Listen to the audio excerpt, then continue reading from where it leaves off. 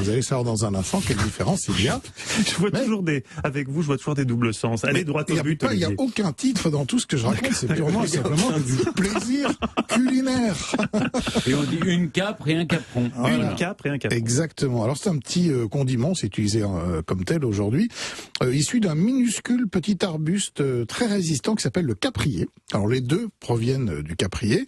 Et alors la capre, n'est autre en fait que le bouton floral de ce caprier qui est récolté très jeune.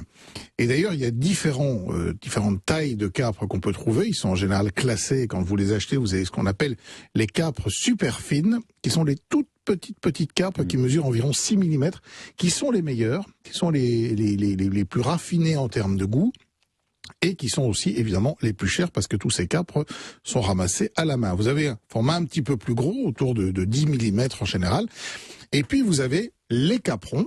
Donc les caprons, c'est franchement beaucoup plus grand, c'est 2 cm à peu près, et c'est une tige. Et bien c'est quand on a laissé finalement les capres grandir, grossir, ça devient des caprons. Alors c'est la même chose, mais pas au même stade de son évolution. Ça se mange tout à fait.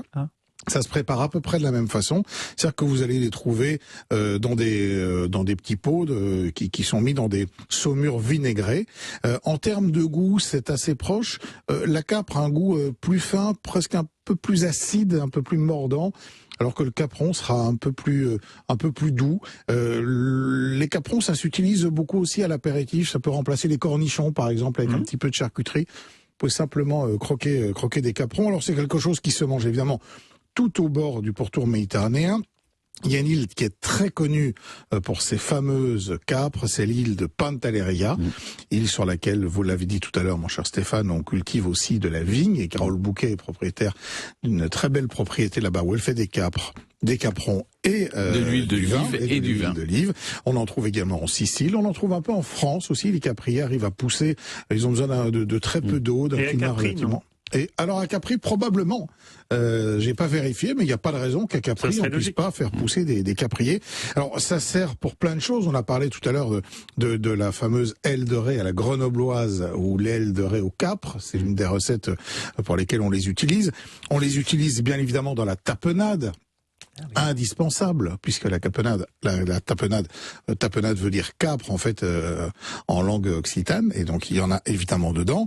On en utilise pour assaisonner les tartares. Dans le steak tartare classique, on va mettre des capres. Et moi, je vous propose une petite recette un peu amusante, même pas, je sais pas pourquoi je dis amusante, mais en tout cas délicieuse. On rit quand on la fait. Non, pas forcément. Je prends des caprons, et c'est sur des pâtes aux sardines et aux caprons. Ah, tiens. Voilà, et ça c'est très facile à faire. Vous allez prendre 400 grammes de pâtes que vous allez cuire al dente. Je vous confie cette mission, Mathieu, vous saurez bien faire ça. Ça je sais faire. C'est le seul truc que je sais faire. La cuisson des pâtes. Parfaitement al dente. Une boîte de sardines, des caprons, un peu de coulis de tomate, de l'huile d'olive, un citron et un peu d'olive noire. Tout simplement, vous récupérez l'huile de votre boîte d'huile d'olive, vous la faites chauffer, vous écrasez gentiment la sardine en gardant un petit peu de morceaux, un peu de coulis de tomate, un petit jus de citron, et on va aussi utiliser le zeste du citron parce que ça donne un petit peu de peps, c'est très intéressant. Des olives qu'on a dénoyautées, qu'on a coupées en petits morceaux, évidemment des caprons. On mélange tout ça avec les pâtes et on peut rajouter pour le croustillant un tout petit peu de chapelure. C'est absolument délicieux. Et voilà, capre, capron, sardines, pâtes, à table. Oh, c'est beau quand vous parlez comme ça en style télégraphique, c'est très efficace. Merci beaucoup Olivier Pouls, on retrouve toutes vos recettes sur le site europe1.fr.